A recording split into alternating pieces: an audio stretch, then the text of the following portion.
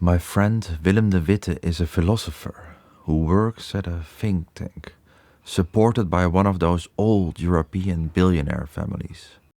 The kind that supports theology, ecology and moral renewal. He recently had an orgasm when Kate, my girlfriend, spoke admiringly about Elon Musk.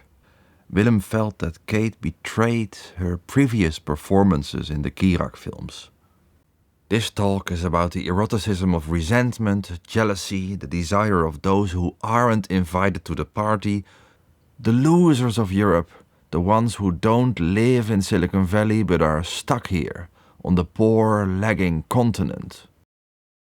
It has to do also with the vicarious relationship that you build up with the character, right? The mysticism that surrounds you, the eroticism that surrounds you in the films, and how that at times seems like a voice from another dimension almost, right? And the way that ties into the, let's say, the psychological analyses of the art pieces and all that stuff, right? It seems almost like something pure is speaking out of this fragile body, you know what I mean? But it seems almost like a transcendent medium at times, you know? And then when you hear that thing speak, you know, let's say what you feel like is, I don't know, the propaganda of the archons or something, that now it's been corrupted by power. I think it's not actually because of Elon Musk. I think it's because my moral judgment there feels like it's wavering. It is rather an expression of my own desire for something. Creeping into or trying to empathize and kind of and trying to feel and sympathize with Elon's vision, trying to understand his conception of the good, right, and trying to argue from that perception.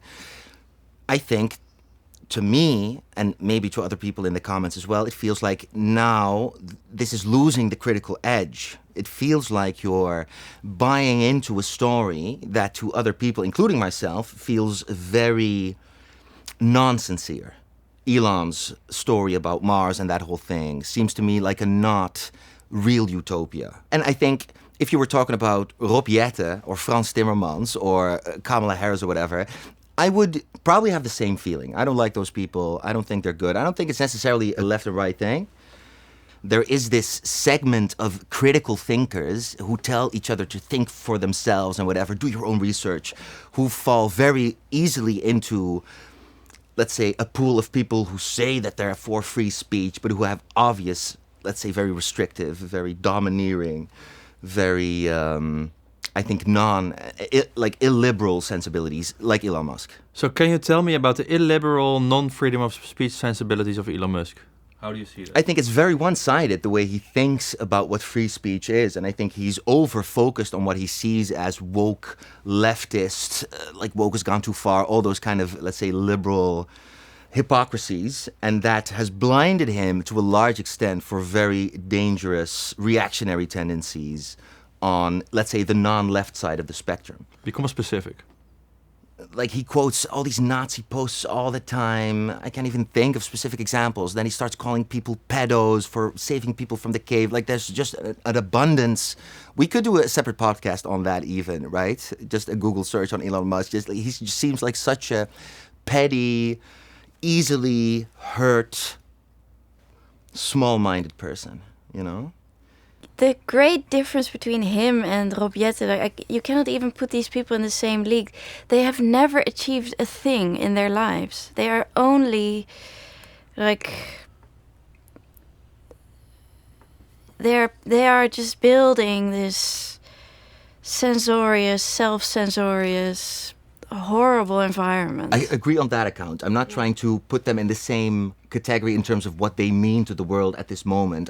I was grouping them together, again, just to say it's not because Elon Musk is, let's say, on the right, whatever that means these days. You have the Elon Musk that says things and tries out opinions. That's how I see it. He tries them out. Mm-hmm. And then there's the Elon Musk who's sort of from, using those tentacles, latches onto a single moving projectile, and then does things.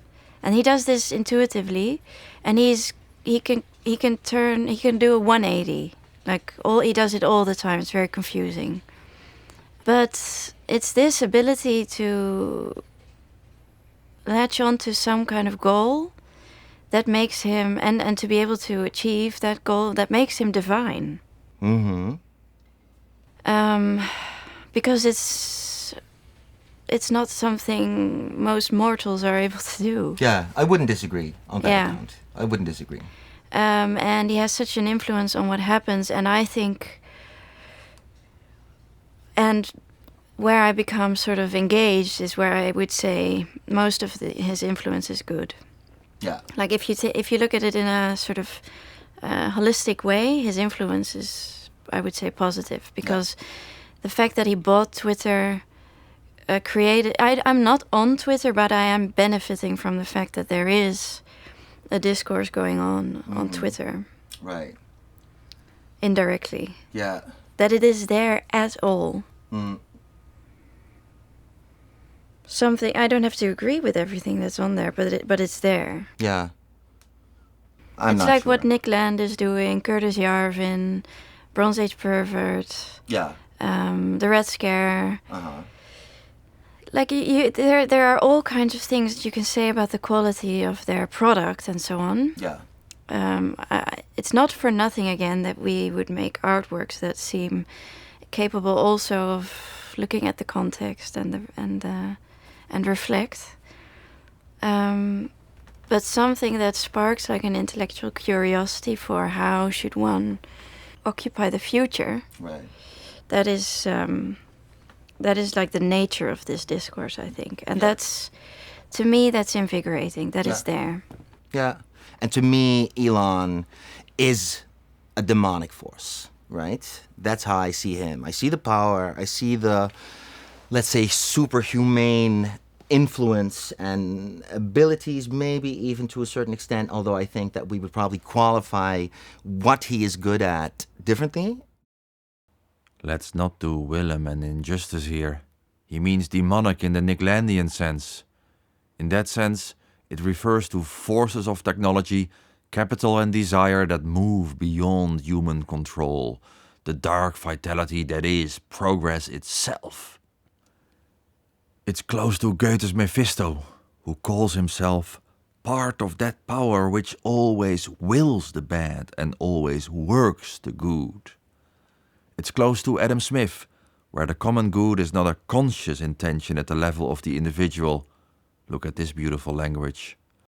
In spite of their natural selfishness and rapacity, though they mean only their own conveniency, the gratification of their own vain and insatiable desires, they are led by an invisible hand to advance the interest of the society and the multiplication of the species. But now Willem's exposition of Nick Land's reading of Kant will bring out the moralists in Kate and me. We are unable to suspend judgment when it comes to Nick Land and what is Marxist about his philosophy. Nick Land is very much from the school of someone like Deleuze and someone like Guattari, that kind of post-structuralist French tradition, who, I'm paraphrasing, had this habit of trying to read texts from the canon against the intentions of the authors. And I think they said something like, you have to read texts like you're fucking them in the ass or something, you know what I mean? Against the intention through the backside, as it were. And he does a lot of that, right? If you read Frank Newman, his analyses of Kant and how he reads all these figures, it's very much in line with this delusion, creation of concepts, just wild interpretations, and very much against the grain and against the intentions of the text. How does he fuck Immanuel Kant in the ass? Well, for instance, he does this whole reading of the Critique of Pure Reason where he says, this is... Again, I couldn't give a crisp summary of the entire text, but he...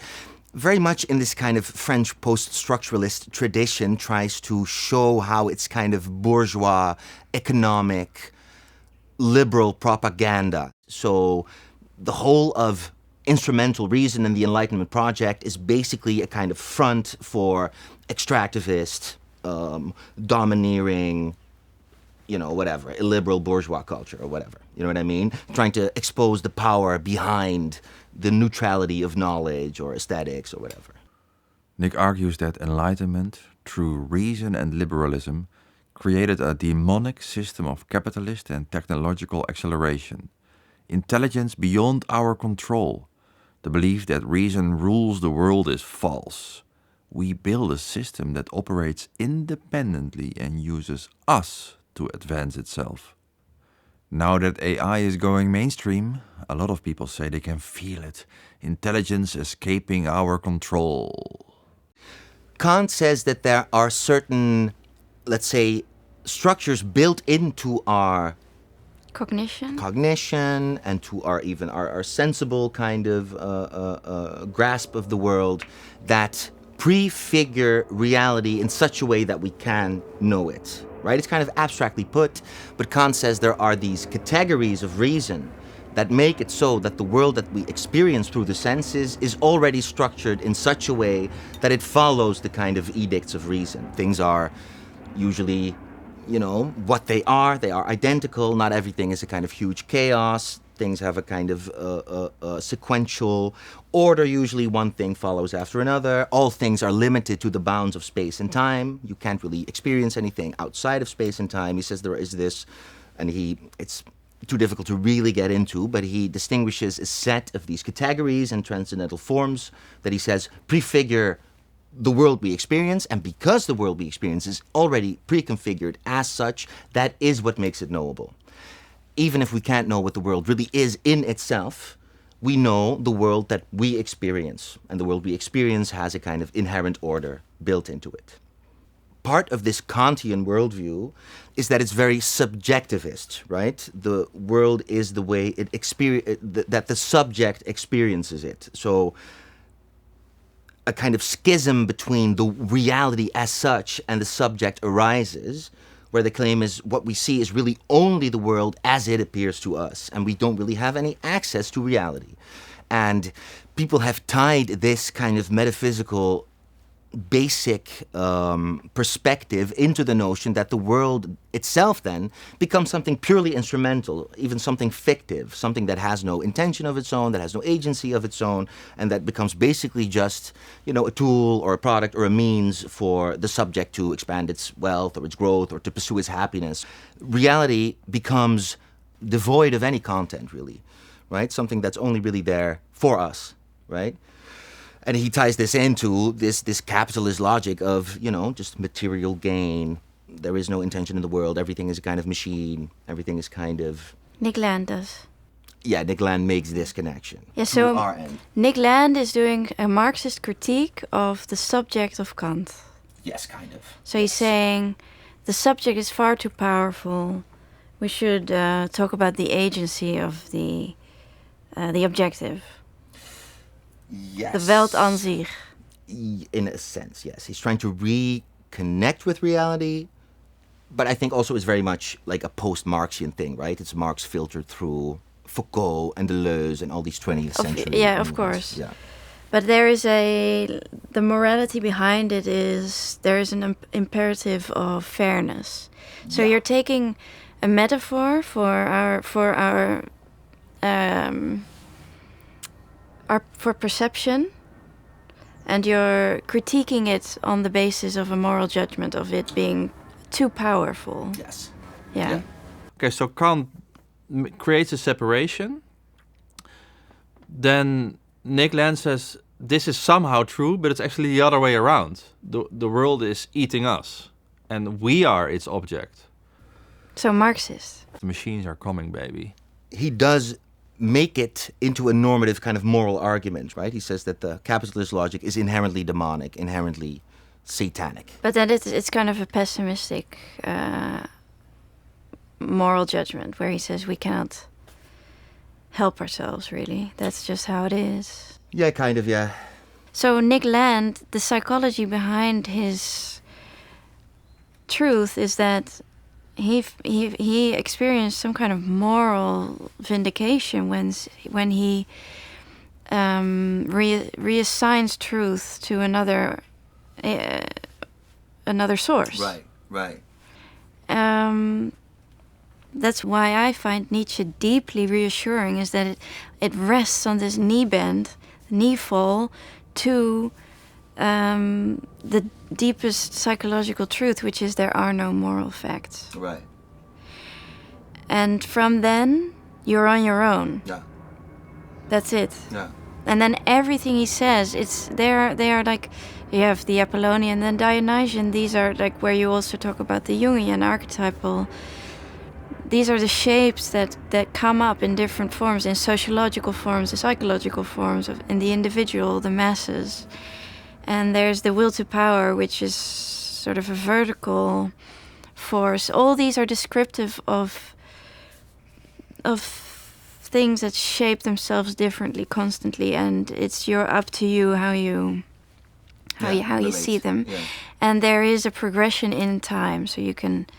I think the camera is a deeply Nietzschean tool in the sense that it allows you to see the recurrence and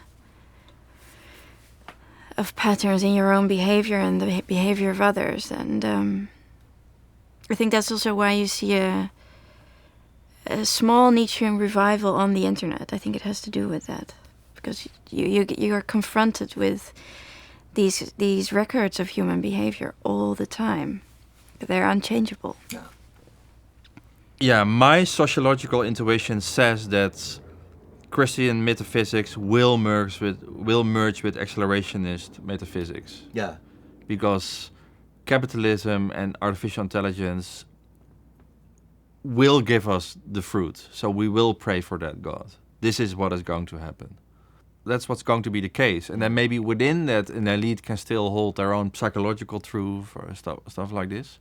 But this is what I see coming. And I just hate it. And I don't even know why I hate it so much. But yeah, that's.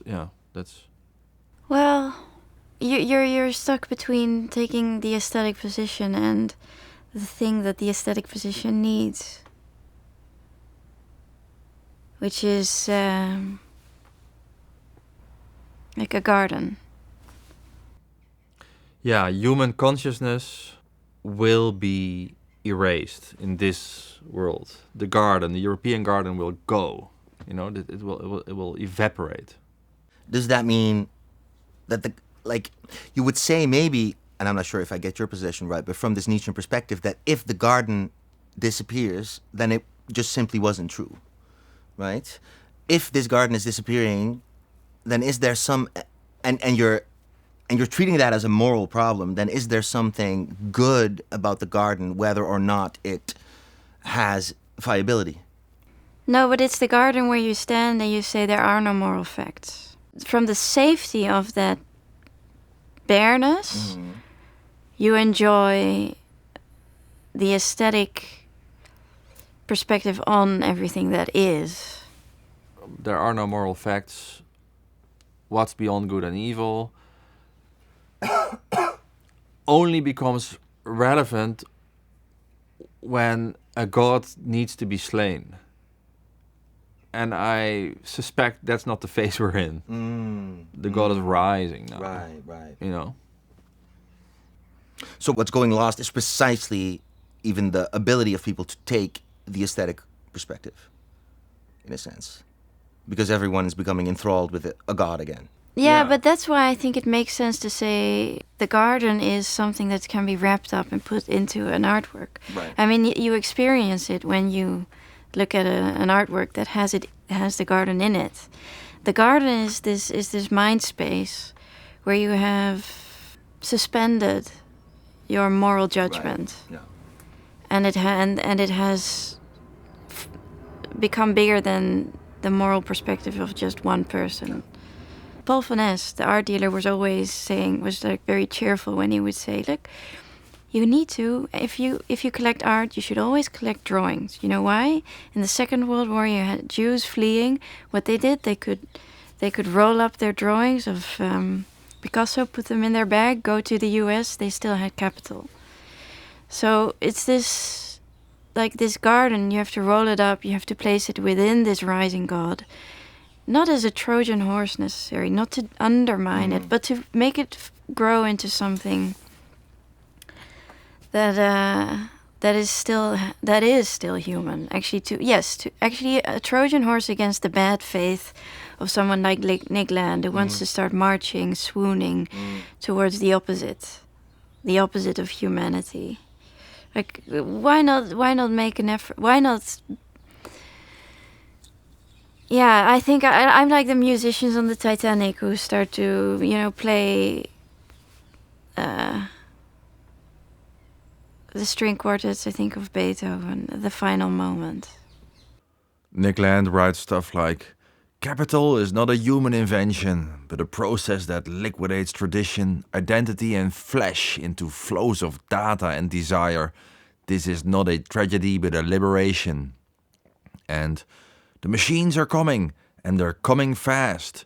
Capital screams forward, shredding everything in its path, and it's beautiful." You're also a bit like Noah, who wants to save. Instead of putting all the animals on the ark, you're going to put the artworks on the ark and then make sure that they survive the deluge, so to speak. But something of the humanity will then still be preserved on the other side, as it were.